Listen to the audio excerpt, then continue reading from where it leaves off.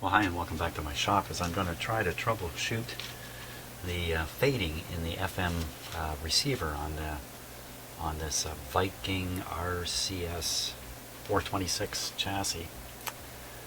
And this has forced me to study the schematic pretty thoroughly. I've spent about 45 minutes staring at it and coloring it up and thinking about it. And I'm going to try to tour you through a little bit of it and what I've kind of figured out.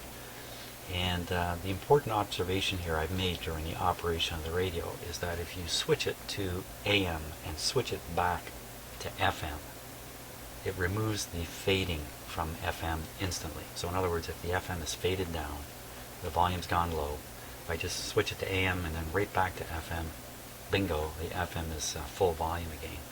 So I'm trying to understand the schematic so I can read it properly and I can help to kind of identify just which circuits are implicated by that observation. So looking at schematics is not the most fun thing, but sometimes you got to do it.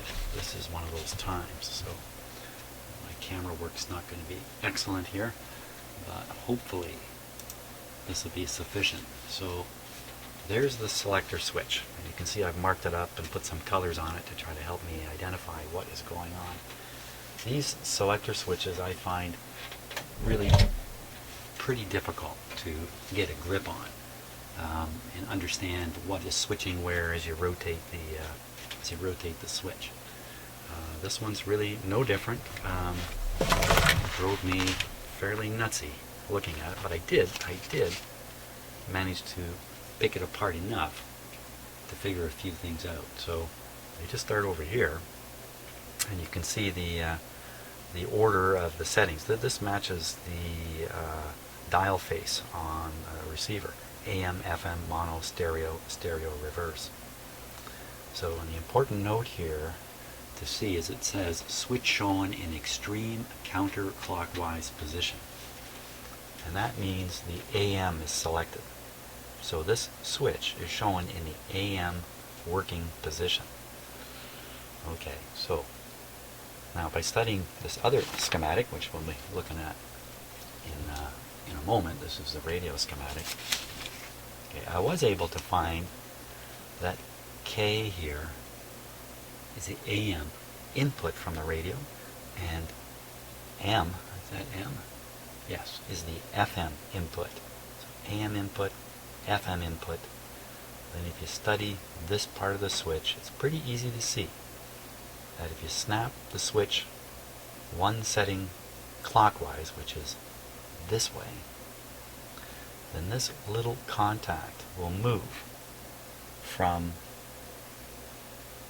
connecting this post to here, which is the AM, to connecting this post over to the FM. So that's screaming out AM audio here, FM audio there, and then it's selected and it continues on this line, where over here and through this switch it is then fed to C1, C2, which I'm pretty sure stands for channel 1, channel 2, and you can see them up here, C1, C2. So AM or FM, doesn't matter, the output from the radio is reaching both of these inputs here. And then it goes on into the whole audio amplifier, which I have deduced is working fine. It's really not a concern. Now the other part that interests me about this is the high voltage being switched on and off to the FM radio, the AM radio, depending upon how you have the selector switch set. And the answer is yes, they are turning it on and off. And that's done with this portion of the switch here. Now if we study this long enough, and I did study it long enough, you'll see this one with the red dot here is actually connected to the power supply output right here, D. Well, they could have just drawn the wire over, for crying out loud, but that's not challenging enough. So there's D. If you look back at the switch, you can see D with the red dot on it.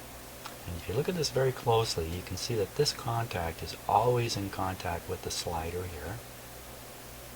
Well, maybe not always, but mostly in contact. And this one too, this one down here. which is J. But these ones in the middle here, which are L and I, they're getting switched. They're getting switched. So again, if we rotate the switch one snap this way, we go from AM to FM, you can see that in the AM position, L is being energized, and in the FM position it is not, and instead I is getting energized. So L, AM, I, FM. Okay, so now if we look at the radio schematic,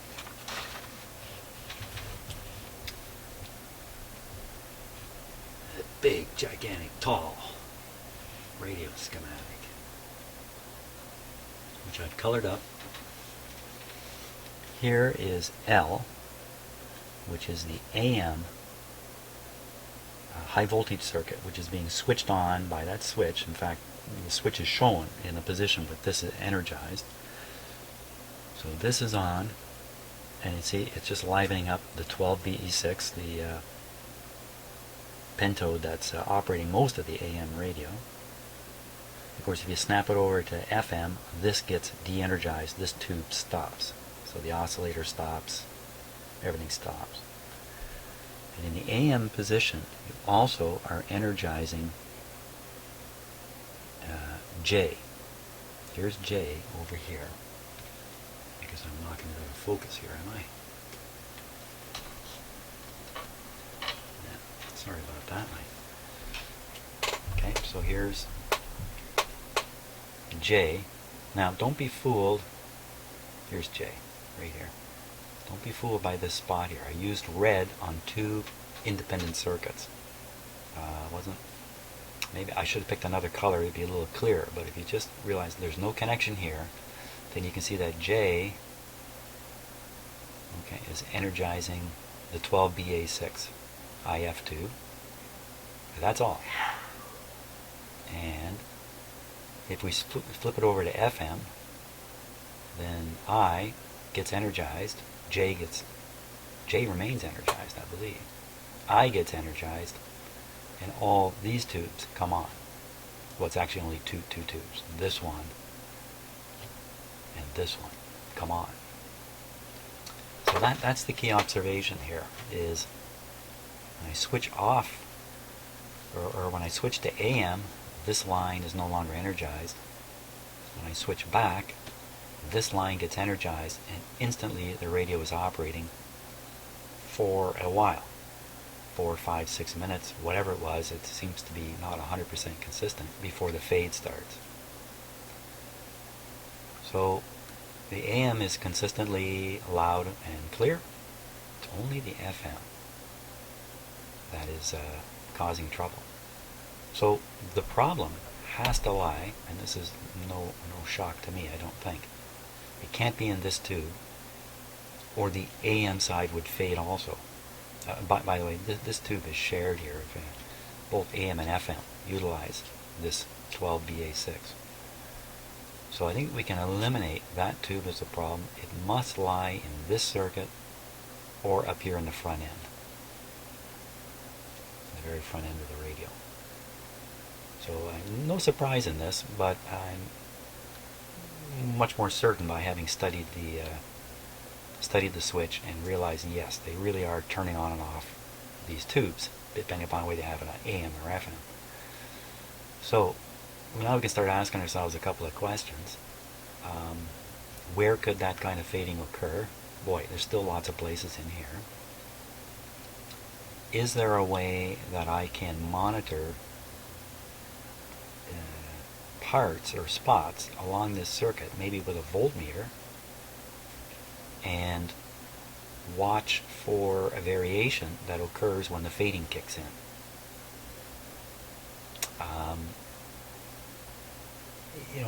Like another approach is, while the radio is faded, I can poke around on all these tubes. I can look at the plate voltage, the screen voltage, even the grid voltage could be affected by something. And what's going through my head right away is there's some kind of coupling capacitors in here. that may be leaky. I could identify that right away. I think there's one right there. See how this is high voltage here, and then it's blocked by this capacitor. Actually, it's blocked by these two capacitors. You know, it could be one of these two capacitors right here. So over time, they leak voltage onto this grid. The challenge here is the faded period. You don't know when it's going to come. It's hard to tell when it's here. It only lasts so long. So during that short period, you'd have to perform all these tests.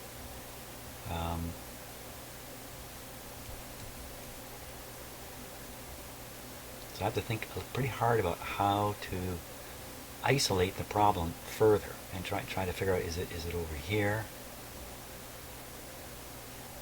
Is it in here somewhere? Is it in here? That's what I got to think about at this point.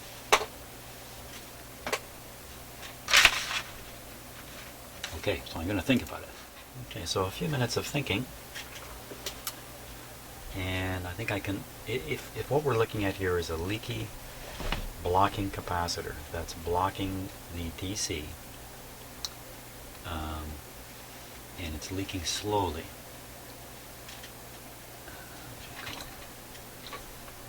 Trigger the focus on my camera. Come on. I hate these autofocus cameras.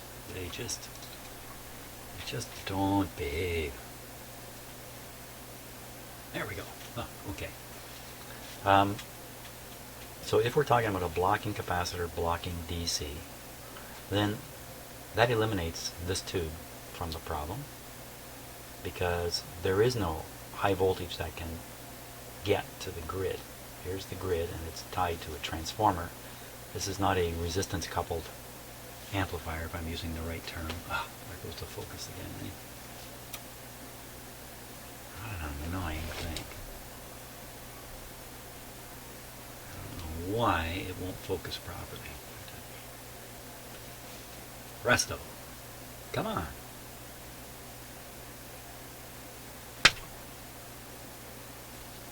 Okay, let me fix this camera here so it focuses properly.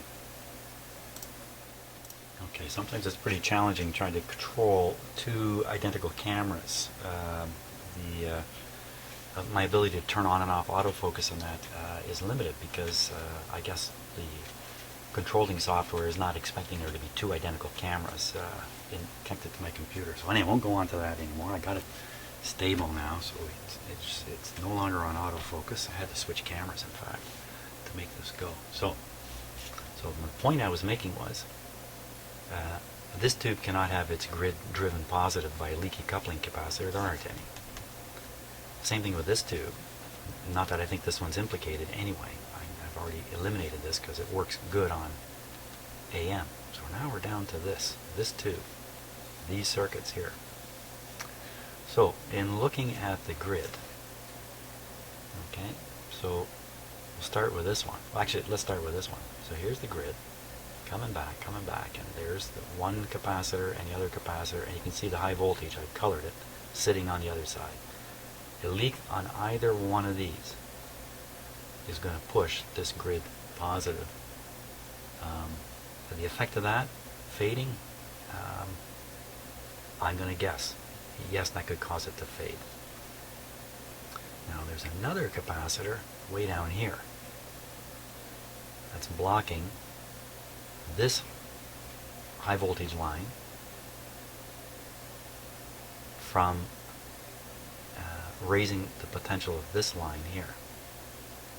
Now look, this line goes way over here, down. It's actually the B minus line. So you know what? I don't know. Now that I think about it a little more, and I'm sitting here talking about it, I don't know that a leak on this can push up the voltage of this line. But what I suppose it could do is pull down the voltage of this, because essentially this is ground here. So maybe I get the actual kind of reverse effect here. If this guy leaks, it'll leak off the voltage from here. It would have to be a pretty good leak to do that. over here is a 47K resistor here. No, the power comes in here, straight down this wire. Yeah, I don't think this guy, I mean, you don't want this to leak or short, that's for sure, but I'm not sure it's the most likely candidate. These two guys, one of these two, these are pretty likely on the grid being driven positive theory. So maybe a smart thing for me to do is find these two capacitors, change them both out right now, and not bother with any further testing until that's done. C5 and C6. It's going to take me a while even to find those guys, maybe. Kind of off the grid here, grid 7. So it's easier to find components if you can identify the pin of a tube to start tracing from. I like to think about that a little bit. Okay, well, I won't think here on camera. I'll think off camera. Okay, so this is the 12AT7 tube right here, which is great. It's right out kind of in the open here. I couldn't ask for better. I was a little worried about what if it's one of these back in here. Yikes. So here's the interesting thing about this, and I noticed very early on that there's a lot of heat that travels up from this resistor here.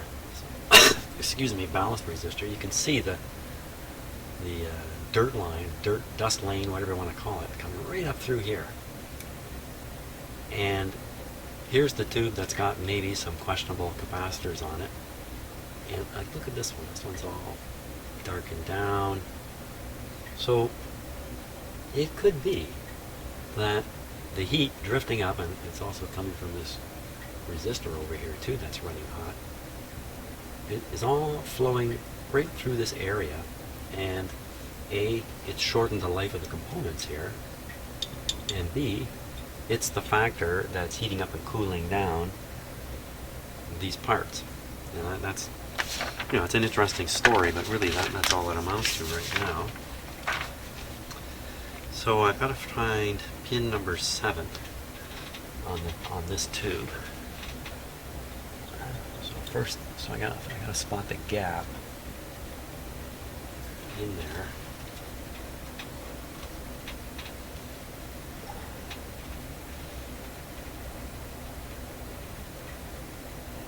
Okay, so there's a socket spot with no pin sticking out of it, so that's got to be the gap. So this is just a connection terminal. This would be pin 1, 2, 3, 4, 5, 6. This would be pin 7 here.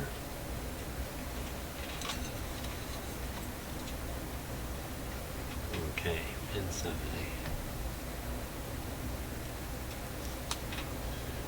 Pin 7. So there's a capacitor right there. And just zoom back here. This might be a little out of focus. So we come across pin 7.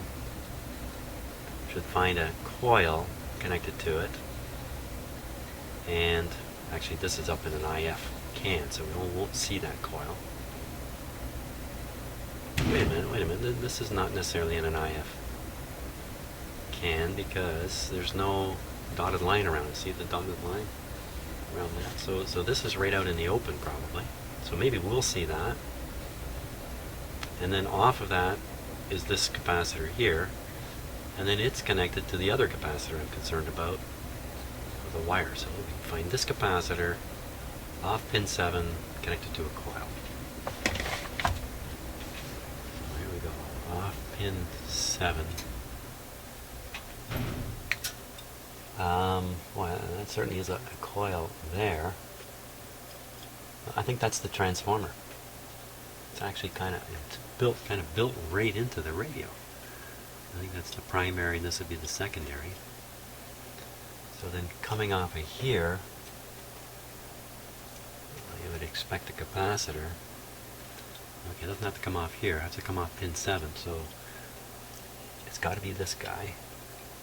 And then it connects to another capacitor. There it is. Now, are those the same size on the circuit? The size, if N33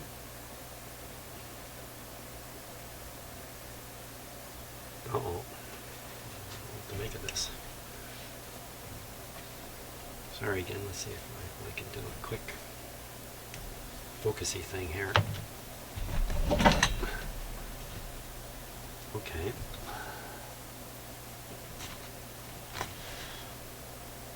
C5. How come they got C5 in a circle and C5 written beside it, and then N33?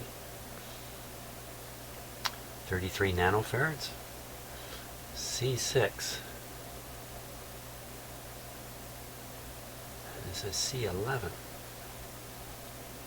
What is that? NPO.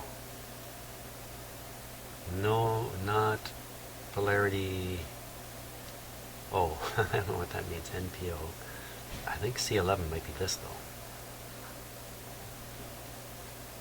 So C5 and 6, that seems to make sense, doesn't it? 5 and 6. There's no size written here. There's another part to the information I have for the radio, which is the parts list, which I don't have here in my shop. I'm going to have to get it. And that should reveal the size of those two capacitors. But I think those are the two guys.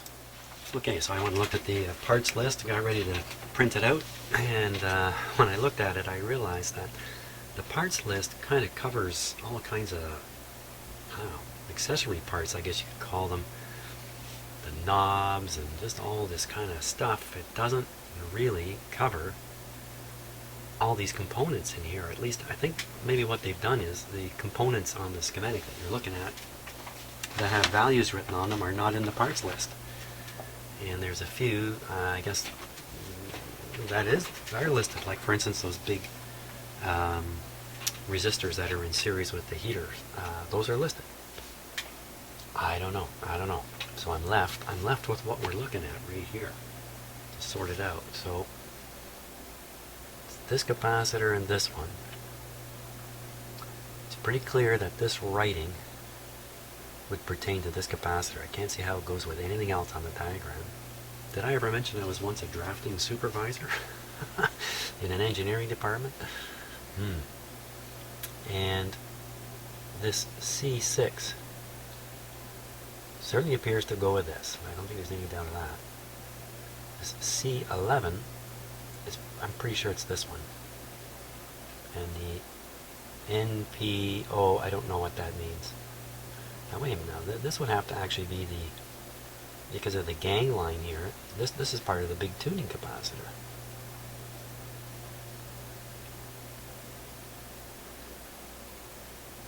If I look up here, C4, there's the value.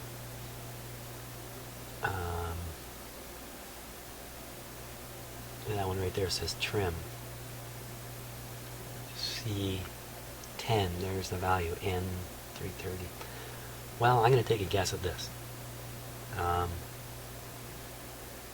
Those two capacitors appear to be very similar in size. Maybe when I take them out of the set, I'm going to be able to see the size right on them. Maybe that's the only way I'm going to figure this out. But N33 seems to be the size here, 33 nanofarads, and this one's probably the same size.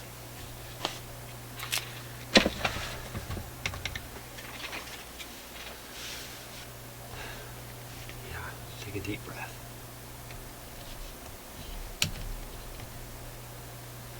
So we're talking about this one here and this one here.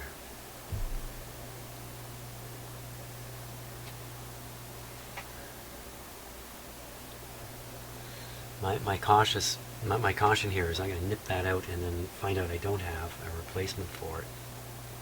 Yeah, you know what? I'm going to check through my stock, make sure I've got replacements before I start taking these out. Because maybe I want to, spray them with cold or something like that first, and really verify they're the problem. If I cut them out and then find I don't have a replacement, duh. Okay, so I think I caught myself about to make a big mistake here. Okay, so I was reasoning that this is C5, and for some curious reason they wrote C5 again. When I look at this note down here, which I noticed earlier, and this is why reading everything on these schematics is so important. Condensers, T, E, C, and M.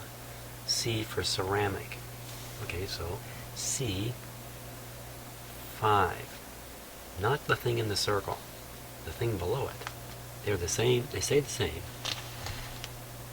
C5 and C5, and I was kind of wondering why would they duplicate it? Because C5 means capacitor number 5, and C5 below it means ceramic, followed by the capacitance in microfarad. Microfarad, which is the same as picofarad. So I'm going to say this is a 5 picofarad capacitor, and that makes this one 11 picofarad capacitor. And that certainly can't apply to this variable capacitor here. NPO, I still don't know what that is. Non-polarity. Oh, I don't know. No hint on that. Somebody out there, one of you who's watching this video is going to know what that means. So, you know, the two capacitors do look a little different. This looks a little smaller than that. So, you know, it's adding up now. The other thing is, if I interpret this as being 33 nanofarads, which is the same as 33,000 picofarads, I'm ending up with the capacitors up in this size range. You know, okay, that's a little bigger than what's in there. That doesn't make sense. So I think I just saved myself from doing something stupid. So now I have to find a 5, as they put it, microfarad, or the same thing as a pico. 5 pico and 11 pico. 5 pico and 11 pico. I think I've got some of those. Well, I find myself in quite a quandary here about what to do next. And the reason is I am so unsure of everything that I'm about to do. So first of all, I don't know that these two capacitors are really the problem. It's just a guess, and I was thinking if it's easy to replace them, why wouldn't I do that? And I was thinking I probably had replacements in my good stock, all these brand new ones. They don't go smaller. I don't have things as small as what I believe these capacitors are. So I had to go into my sort of, I don't know what to call it, my random stock of capacitors, and I've looked through it. I'm a little confused about how these things are even rated. You know, when you can try to read something written on something as small as that. So I'm getting very, very cold feet. So I started thinking, well, what else could I do? Here's all the possible ones that I found here. Put them all back in the tray. So I started thinking, well, maybe there's something else I can do here. I mean, I don't even know for sure that the capacitors I'm concerned about are really the problem. And I generally don't like shotgunning stuff and, you know, replacing things on a whim or a chance. So I started thinking about how can I test this, and the first thing that dawned on me is I don't even have to operate the set. I can apply an external source of high voltage onto that, onto those capacitors, onto the circuit here. Just have to energize this line. And then I could take a look at the voltage on the other side of the capacitor, monitor that, and get out a source of heat like my heat gun and heat this guy up and see if some voltage, I really should say some current, leaks across and generates a voltage.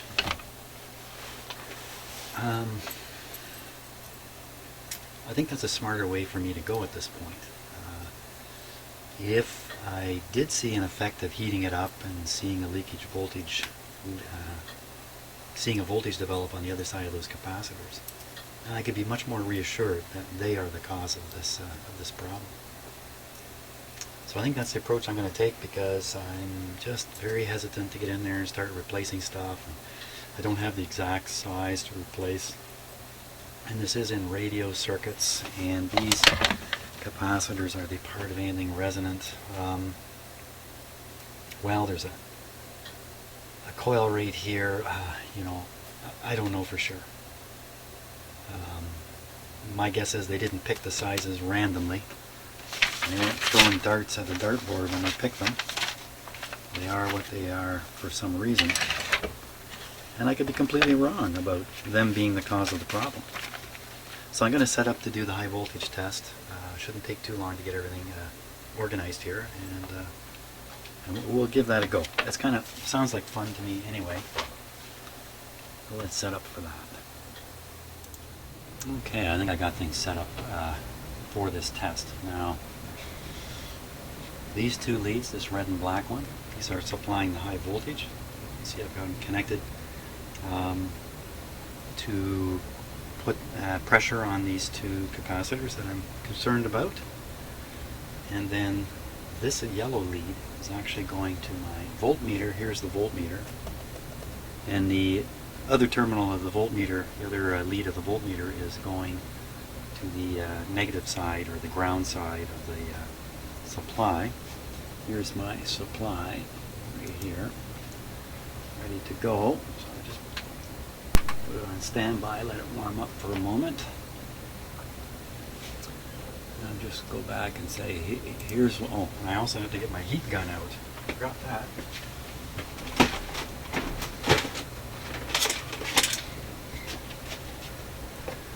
Oh, so powerful heat gun.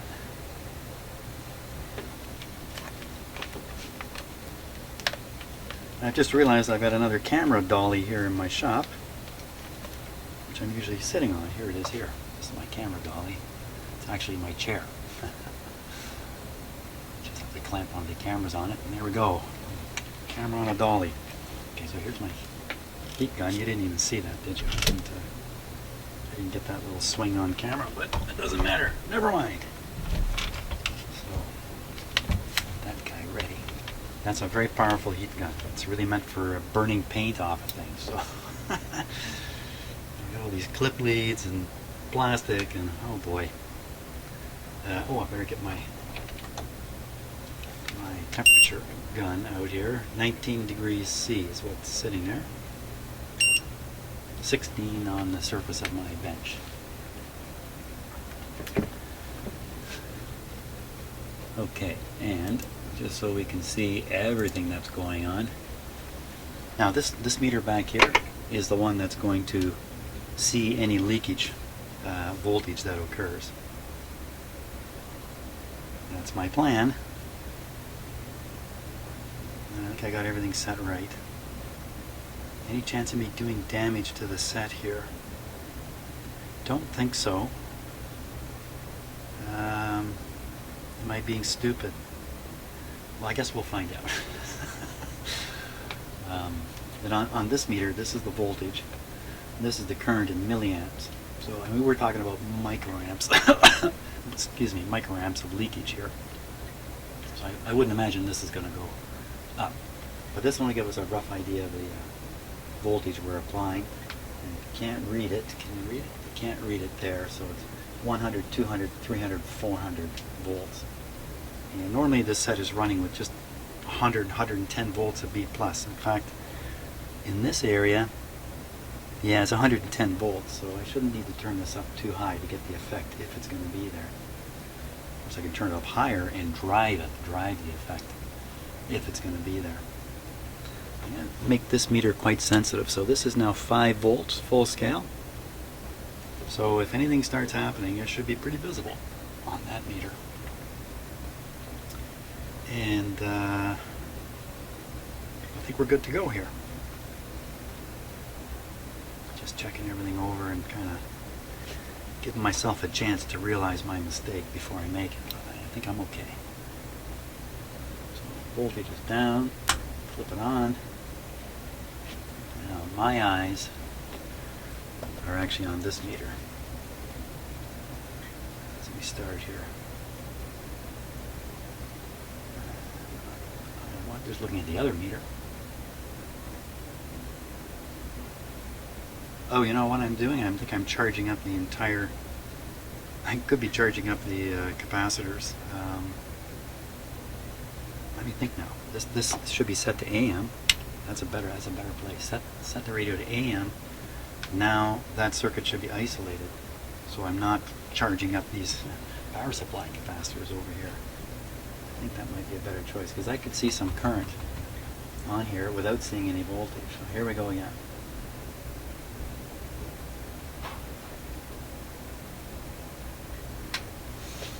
What's happening here?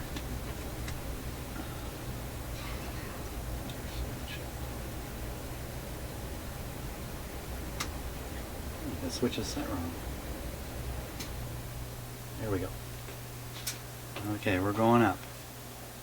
We're going up. I got my eyes peeled on that other meter. This one down here. We're up around 75 volts. And 100 volts. Nothing showing up at all. And we're at... it doesn't want to go higher than 150.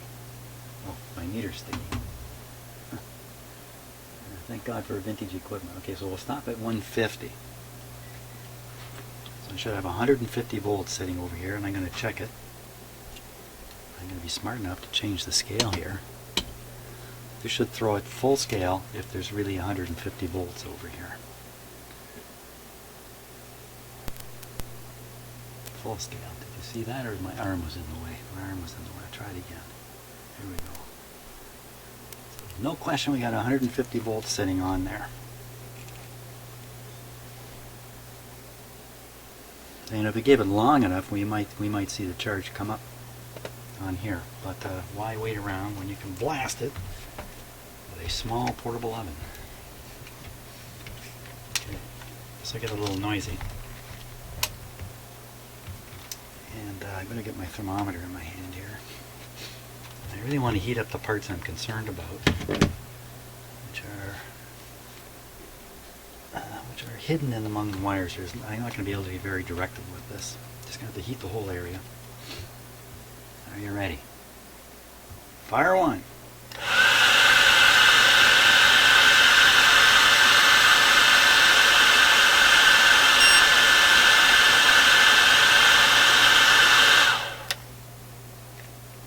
My finger slipped.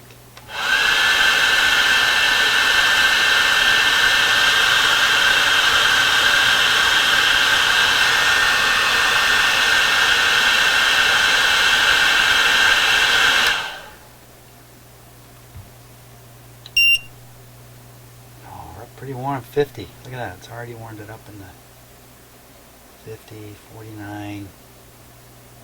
It's already up there. Let's see any. Oh, I didn't turn this up. Ah. Okay, I got this set to 1.5 volts now, so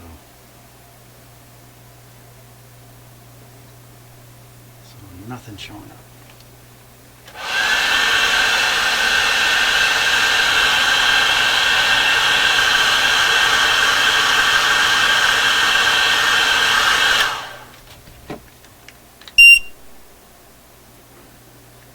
$60, $65.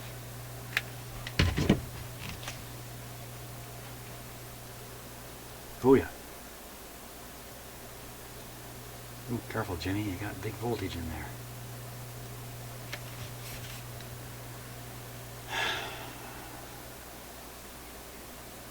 Nada. Not a thing.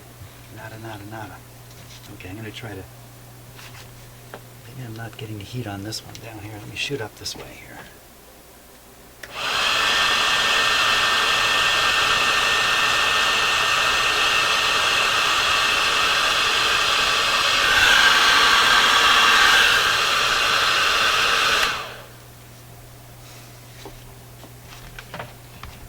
How hot do I want to make it? 67. 68. Now, heat will be coming out of the tube too. What did I measure before on that? I measured,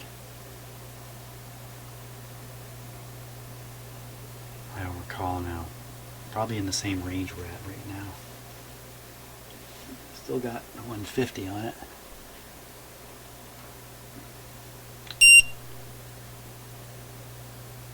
Still running along here.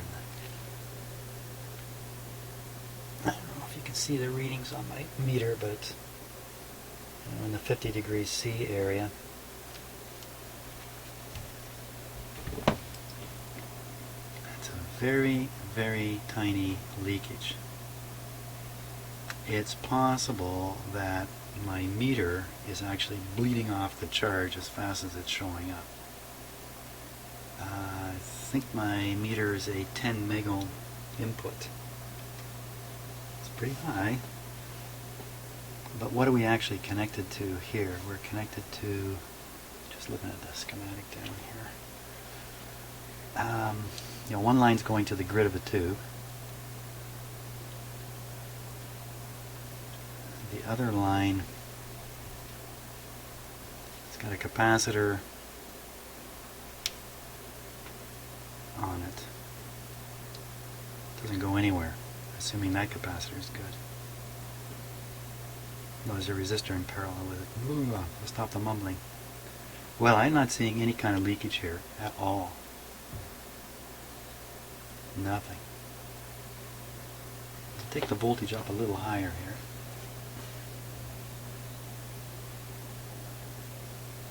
We're at 200.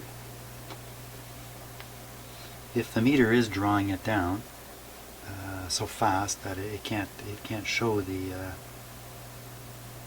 effect of the current leak through the capacitors, turning up the voltage would compensate for that.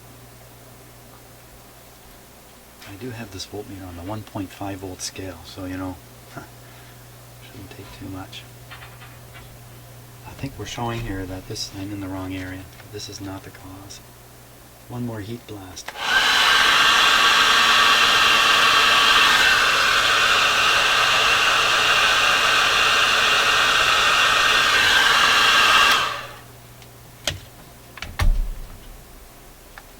The heat's not bad down here in the shops.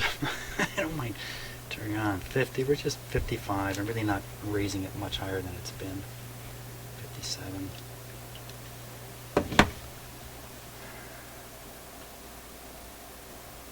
Is this proof positive now? Yeah.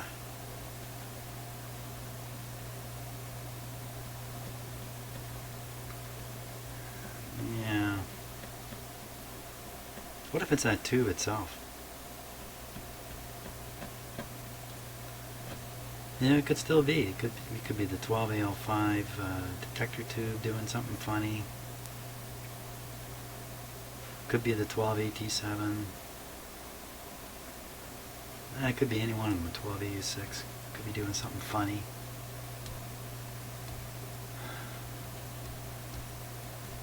Well, I think I'm going to just attribute this to a fun but failed attempt to prove anything. I'm not so sure I proved that there's no problem with those particular capacitors either. I better shut the voltage down here. Let that lead off. And I think I'm going to take a fairly long break. I got other things to do in life now. Ponder the situation. It's probably a test during operation that's going to pay off in the end anyway.